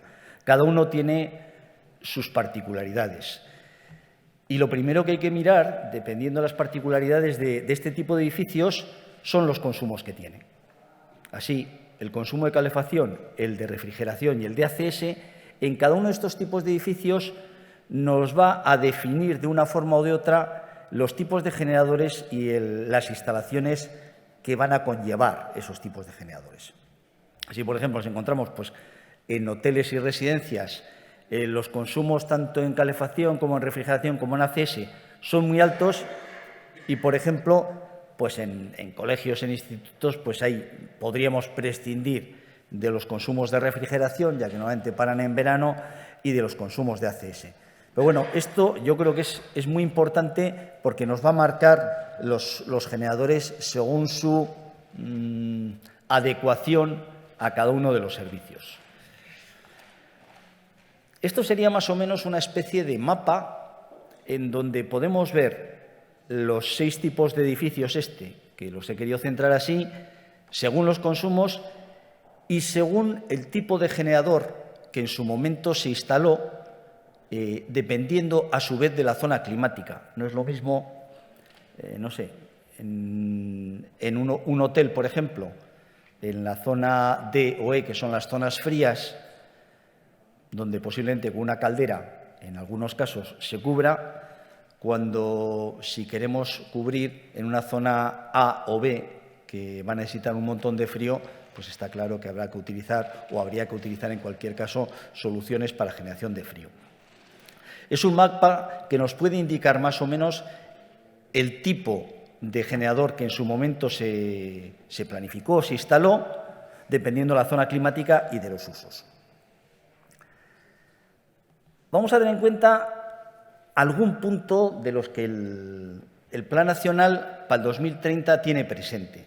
Lo primero es aumentar la eficiencia, con una disminución de la energía final. Ahí hablo un 4%, estamos hablando desde el 2015 hasta el 2030, más o menos. Eso a priori. Otro de los elementos era la eliminación del carbón, que todavía en muchos de esos edificios terciarios existe. La reducción de los productos petrolíferos. Estamos hablando de unos valores superiores al 70%. Esto directamente ya es un reto interesante. En lo que se diría como consumo de gas natural, respecto al 2015 estamos hablando, pues bueno, hay poca variación, porque la reducción que se vaya a conseguir hasta el 2030 estará compensado con la mayor utilización de consumos. Lo que sí es otro punto también interesante, que ya el PNIEC lo marca, es el aumento del 77% de las energías renovables respecto a la energía final. Bueno, como se ha comentado a la mañana, es posible que algunos de estos parámetros se modifiquen vista la situación actual, etcétera, etcétera. A nivel de propuestas generales de rehabilitación para este sector, la primera sería la sustitución de equipos existentes por otros con mayor rendimiento.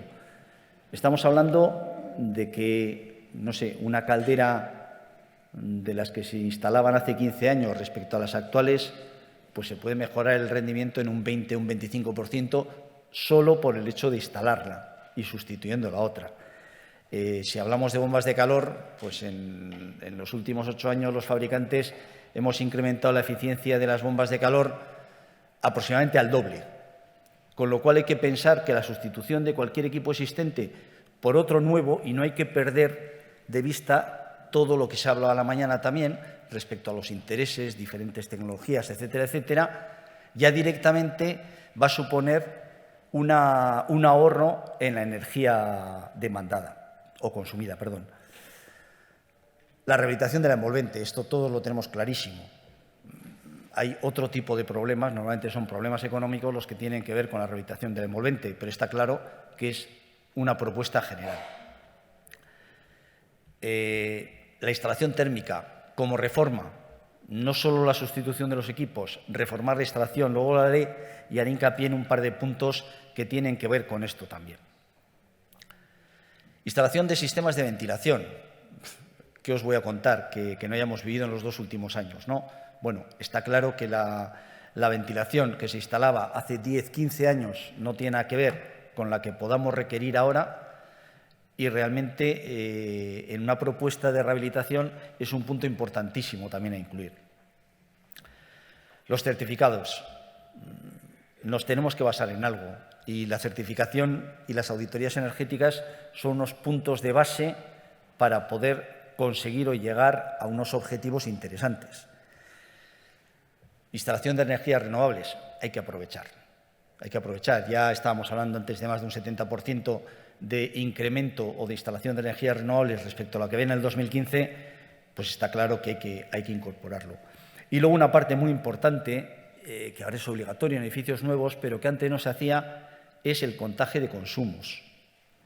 Es necesario controlar lo que se está consumiendo para poder mejorar. Y en cualquier propuesta de rehabilitación está claro que estas son 7 partes a las cuales se puede acceder y que seguro que nos van a venir perfectamente para la rehabilitación del edificio. Si volvemos otra vez a las instalaciones que teníamos en esos edificios, posibilidades de rehabilitación según los generadores, pues bueno, tenemos unos equipos origen. Si nos fijamos en la primera columna de la rehabilitación, estaríamos hablando simplemente de sustitución de los generadores por otros más eficientes, que, repito, vamos a conseguir eficiencias de 20 al 50% de mejora respecto a lo que teníamos. ¿Que queremos profundizar más? Siempre podemos profundizar. Tenemos la instalación de bombas de calor, las soluciones de calderas de condensación con bombas de calor, etcétera, etcétera. Tenemos que ver hasta dónde queremos llegar con esa rehabilitación y de esa forma implementarla. Como un intento de resumir este tipo de rehabilitaciones según los edificios, pues de lo que se trataría es, por ejemplo, en oficinas, estamos hablando de que se están utilizando o se han utilizado esos 3 tipos de generadores, como son caldera más enfriadora o bomba de calor o soluciones de expansión directa VRV. Según la zona climática, La primera solución, volvemos otra vez a la sustitución de esos generadores por unos más eficientes como calderas de condensación o bombas de calor de las actuales. Si queremos ir un paso más allá, pues ya podemos pensar en soluciones híbridas de calderas de condensación con bomba de calor para conseguir aprovechamiento de la bomba de calor en calefacción, no solo con la enfriadora, o soluciones de bomba de calor. Y siempre hay que pensar en la parte de consumos de ACS, lo mismo que los consumos de calefacción y refrigeración, que nos van a ir definiendo las necesidades de los equipos. Para hoteles y residencias, pues 3/4 de lo mismo. Lo que pasa es que aquí las posibilidades que teníamos en origen, pues había más soluciones de generadores y dependiendo una vez más de las zonas climáticas, y volvemos otra vez a la sustitución por equipos más eficientes o ya ir el paso más allá de introducir las bombas de calor en las instalaciones térmicas. Hospitales, centros comerciales, volvemos a lo mismo, sustitución o mejora en esas partes en lo que tiene que ver con generación. Y en los centros universitarios, pues 3/4 de lo mismo. En la parte de colegios e institutos, si estamos hablando de las necesidades que normalmente muchas veces se cubren con calderas, pues simplemente pasando a calderas de condensación podríamos conseguir ya ese aumento del 20% por lo menos, podríamos pasar a bombas de calor dependiendo de las soluciones de emisores, etcétera, etcétera. Serían unas soluciones de propuestas de rehabilitación a nivel general dentro de este sector. De todas formas, esto es muy importante, pero yo creo que hay otro tipo de aspectos que en cualquier rehabilitación hay que considerar, tener en cuenta, que a priori pueden parecer superfluos, pero no. Lo primero es la reducción de la demanda. Si vamos a hacer una rehabilitación de la envolvente de más de un 25%, directamente tenemos que acogernos, tenemos que cumplir el HE0 que nos marca los documentos de ahorro de energía del Código Técnico. Y como tal, tenemos que adecuar las instalaciones posiblemente a esa reducción de demanda que el edificio nos va a llegar ahora después de la rehabilitación. ¿Por qué? Pues porque las exigencias, como se ha visto antes, del HE0 son mucho mayores que las que había, por ejemplo, hace 15 años. ¿Y esto, ventajas? Pues hombre, para empezar, la demanda del edificio va a ser menor y como tal, esta demanda o menor demanda del edificio nos va a permitir reajustar las potencias de los equipos generadores o incluso reducir las temperaturas de impulsión, con lo cual podremos utilizar los mismos emisores que estamos utilizando y de cualquier forma adecuar la potencia de los generadores para que en los rangos de potencia en los que tengan que funcionar sean más eficientes. Una cosa muy importante cuando estamos hablando, por ejemplo, de calderas de condensación o bombas de calor que encajarían dentro de unas soluciones de reducción de demanda. Si además hemos podido reajustar estas temperaturas de ida a los emisores y podemos hacer algo con los emisores, todavía la eficiencia de los sistemas será superior incluso a la eficiencia teórica del cambio propio de los equipos nuevos térmicos que hemos instalado. Otra posibilidad que hay que tener en cuenta, Gaspar lo ha comentado, la solución de sistemas híbridos. ¿Por qué? Pues porque una utilización de sistemas híbridos permite mantener ciertos equipos generadores, si es que nos encaja dentro de lo que tenemos, y añadir otros de más eficiencia. ¿Qué es lo que vamos a conseguir? Que cada uno de los equipos trabaje dando la eficiencia máxima según el tipo de utilización. A su vez, esto mismo, y con estos sistemas híbridos, nos permite la introducción de sistemas renovables en la generación de una forma mucho más sencilla.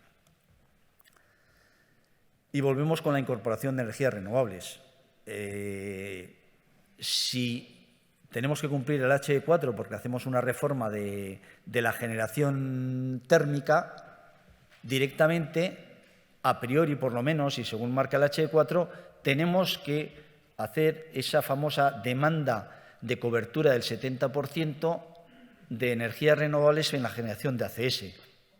Con lo cual, la rehabilitación es el momento óptimo para esta introducción de energías renovables y más pensando en un sector como el sector terciario.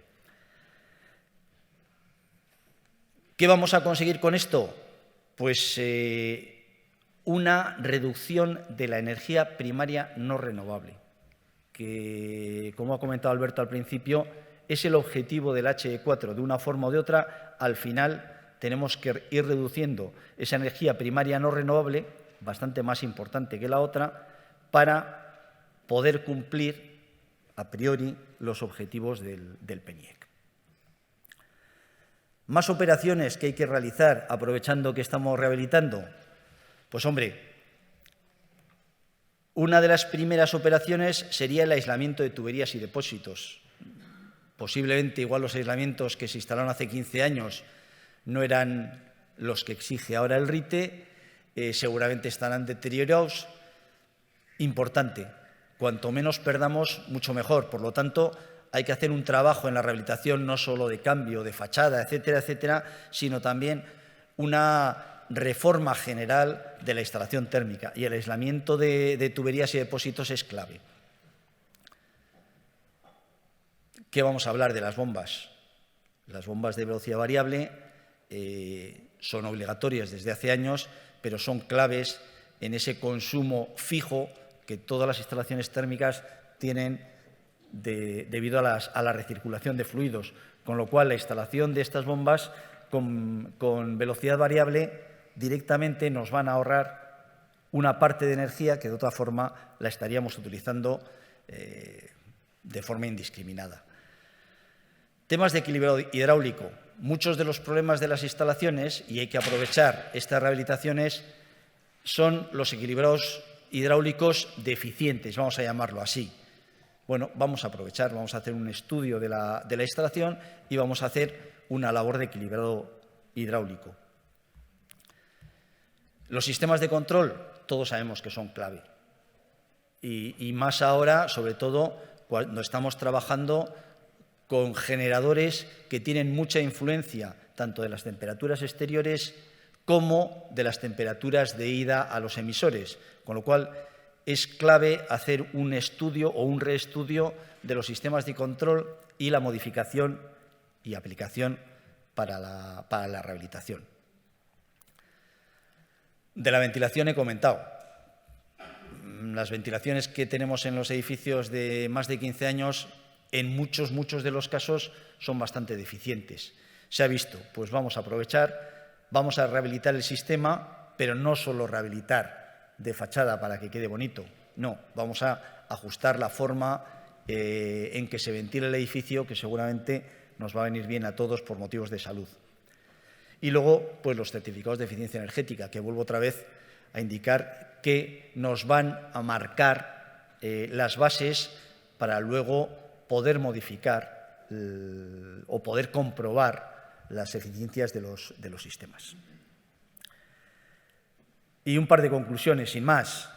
El PNIEC tiene unos focos ya puestos, todos estamos pensando en lo mismo, ya no solo a 2030, sino a 2050, pero está claro que la rehabilitación de edificios es prioritaria.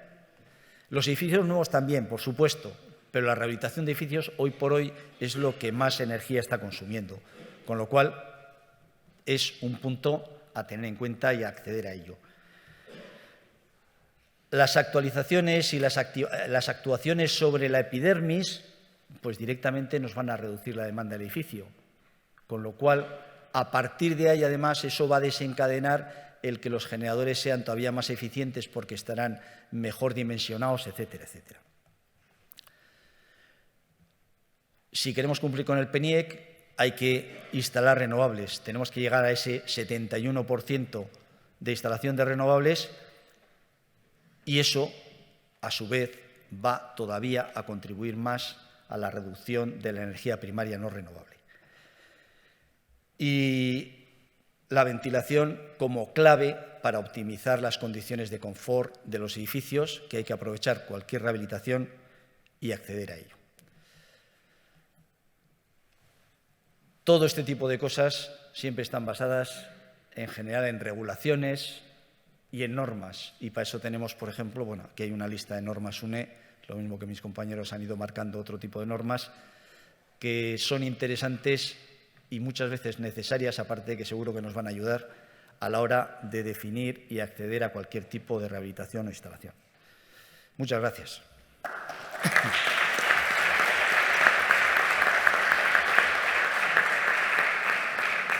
Muchas gracias, Gorka. Creo que ha sido una visión muy completa de las instalaciones, no solo de las del terciario. Yo creo que has apuntado varias cosas que tendríamos que reflexionar.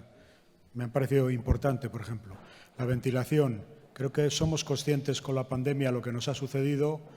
¿Qué pasa con los edificios que se hicieron antes del RITE desde 2007? Hay muchísimos que no tienen ventilación, pues ahora va a haber que pensar en la reforma con ventilación, sea cual sea el edificio. Otro tema que me parece importante ha sido el del contaje. El contaje se ha apuntado ahora al final, pero es que es imprescindible para saber lo que nos está pasando. Y yo creo que haría una recomendación, que el contaje se haga ya, aunque no se haga todavía la reforma, porque el contaje, donde ya existe, por desgracia, muchas veces no se tienen en cuenta los datos, pero el contaje nos da pistas de incluso si las potencias que estamos poniendo son correctas o no. Yo creo que es típico que las instalaciones estén sobredimensionadas. Pues el contaje, horas de funcionamiento, consumos de energía, rendimiento de la instalación, nos ayuda a luego plantear cualquier reforma de este tipo. Y otra reflexión que no me privo es el aislamiento. Creo que el aislamiento térmico ha sido uno de los mayores fallos en nuestras instalaciones, sobre todo en calor. En frío, como con las condensaciones la tubería llora, pues ya se cuida un poco más. Pero en calor, me imagino que conoceréis bastantes edificios de viviendas en los cuales hace más calor en el rellano de escalera que dentro de las viviendas, porque como van las calefacción central, como van las tuberías sin aislamiento, pues yo creo que es uno de nuestros mayores fallos. En calor es la experiencia típica. Entonces, no sé si ¿hay un turno de preguntas o...? Vale. 5 o 10 minutos y sí, no, es que como vamos un poquito mal de tiempo para el cierre, pues nada, se abre el turno de preguntas, las que... Si tenéis preguntas, vale.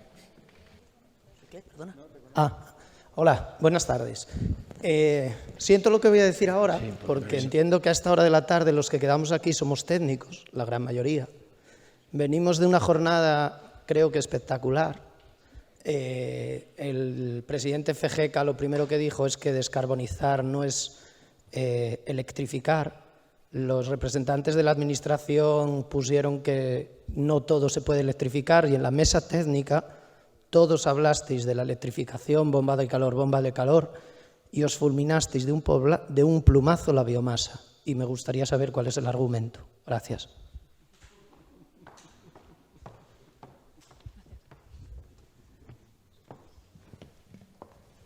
Bueno, el objetivo de esta mesa era un poco exponer las soluciones que se están haciendo mayoritariamente en el mercado actual. Es decir, realmente nuestra visión o nuestro objetivo era el exponer cuál era la realidad. Seguramente nos hemos dejado en el tintero algunas opciones que son viables, pero realmente no son viables, o sea, no son opciones masivas.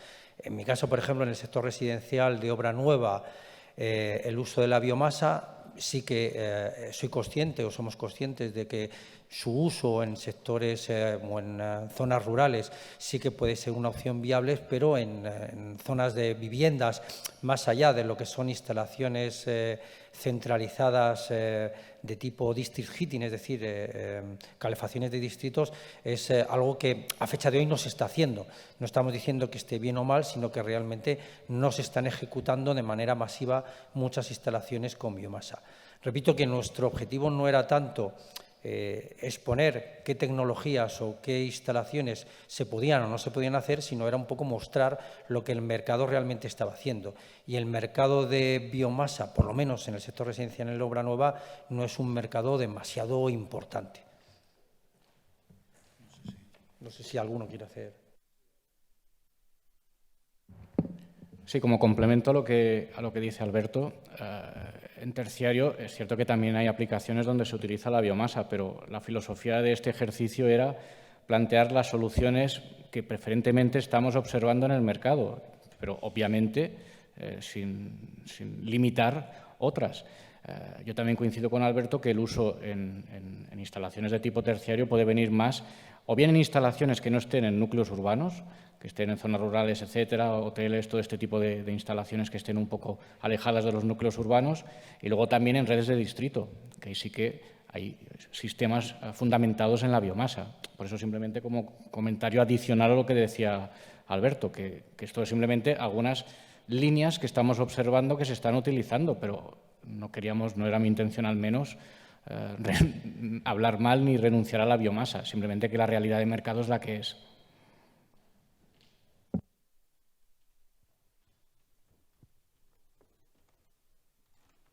¿Más preguntas, dudas, algún comentario?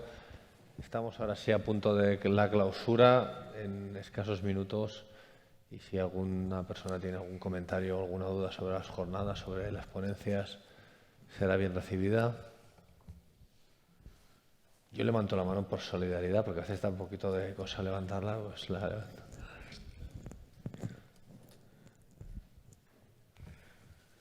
Pues Ricardo, si quieres cerrar tú. No, adelante. simplemente en comentar no solo la biomasa, no hemos hablado, o no se ha hablado, perdón, de las instalaciones de distrito. Hay otro tipo de soluciones, pero creo que esta mañana ya se han apuntado los gases renovables, la biomasa, como alternativas que nos van a hacer repensar ciertas situaciones y tomarlo más como que ha sido una visión general de lo que se está haciendo más habitual, no como un repaso de todo lo posible. Yo, como conclusión un poco final, diría, incluso entiendo los combustibles que estamos hablando ahora, es que en este momento hay una tecnología importantísima. La tecnología está importantísima, también se basa en normas. Los propios reglamentos europeos de diseño ecológico hacen que al mercado no salga ya un producto de mala calidad. Lo que sí podemos hacer es no hacerlo luego lo suficientemente bien. Entonces, creo que lo ha apuntado Manuel, y luego también se ha recalcado más. Creo que el mercado necesita profesionalidad de todos los que intervenimos en él, desde los fabricantes, los instaladores, los prescriptores. O sea, nos va a exigir a tener más conocimientos para poder utilizar las cosas correctamente. Y simplemente como recordatorio final, se os ha entregado en la bolsa este documento, que yo creo que tiene un resumen interesante de los que hemos hablado hasta ahora, y aquí sí tiene un capítulo de biomasa. No sé si con eso ya podríamos, si os parece, dar por finalizada esta sesión. Extraordinario. Pues un aplauso para todos vosotros.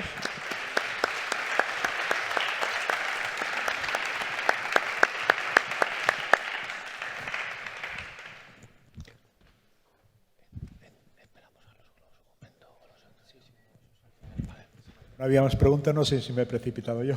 No, está bien. Estamos esperando una persona que va a dar la clausura. Va a llegar en 3 minutos. Vale, mientras esperamos. Y si queréis pues comentar alguna cosa más, perfecto, Ricardo. Y si comentarios que han surgido antes, por ejemplo. Entre nosotros muchas veces debatimos a ver si con el HE0 sería necesario como ha salido el HE4. Porque, por ejemplo, el HE4, si me pides un 60% de energía solar para agua caliente sanitaria, en el norte olvídate. Entonces, ¿qué sucede? Que eso de repente parece que ya solo se puede hacer con aerotermia. Por una aerotermia de 2,5, 2,51 ya lo cumple. Entonces, yo creo que hay aspectos de la normativa que también habría que darles una vuelta. Sí, bueno, yo creo que en el caso de la HE4, yo creo que el Ministerio, el punto de vista que tuvo fue que si bien en la HE0 nos estaba limitando el consumo de energía primaria total y el consumo de energía primaria no renovable, claro, si te das cuenta, en realidad no nos está obligando a utilizar energías renovables, sino que podría darse el caso de que limitásemos muchísimo el consumo energético de un edificio, y si estamos por debajo del límite al consumo de energía primaria no renovable, podríamos tener un edificio que consumiera muy poquito, pero que todo fuera energía primaria no renovable. Entonces, yo creo que con el afán de introducir también las energías renovables de manera obligatoria, buscaron aquella demanda energética que no se puede reducir de otra manera, como es el agua caliente sanitaria, porque obviamente en el agua caliente caliente sanitaria no se puede hacer nada para reducir la demanda, salvo dejar de ducharse o de utilizar agua caliente, que esto no es viable.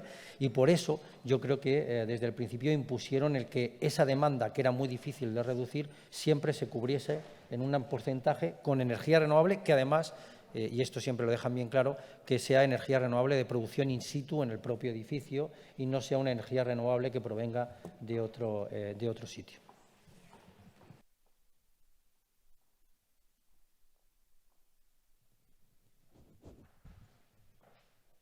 Aló, sí. Bueno, una pregunta de última hora. Soy Jorge Fernández, ya intervine hace un momento. Siempre en las intervenciones que he visto hoy siempre se habla de la norma, ¿no? Se establece la norma nos dice que hagamos, etcétera, etcétera. ¿Cuál es el papel que tiene el FITER o FENEGA, el tipo de empresa fabricante, en la definición de esas normas? O sea, ¿hay alguna participación, alguna retroalimentación o algún aporte que se haya hecho de parte de la Federación de Fabricantes hacia el Estado para el cumplimiento de las normas, o simplemente se cumplen en la medida que se pueden? No sé si está clara la pregunta.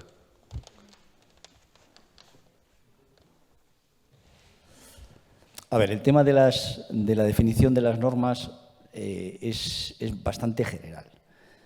Hay normas que vienen de Europa, en nuestro caso, y también en esa definición hay grupos de trabajo, y esos grupos de trabajo en general están constituidos por todos los sectores que tienen que ver con las normas. Léase administración, léase fabricantes, instaladores, técnicos, ingenierías, etcétera, etcétera. Es decir, en lo que es la redacción de las normas, en general, los grupos de trabajo son multidisciplinares y entre todos se definen normas que vayan bien a todo el sector. O sea, no es una cosa que normalmente marque el Estado como tal o que los fabricantes nos juntamos para definir unas normas, que podría ser igual una primera idea. Habitualmente esa no es la forma de definición de las normas, ni de las normas europeas, porque existen los grupos de trabajo europeos, ni de las normas españolas, no solo en transposición, sino en adecuación de cualquier necesidad que al final se traslada al mercado en forma de normas. Son grupos de trabajo multidisciplinares que, bueno, de lo que tratan es precisamente definir algo que venga bien al sector, definiendo un poco todo. Gracias. Ahora sí, un aplauso muy fuerte a todos los miembros de estas dos mesas.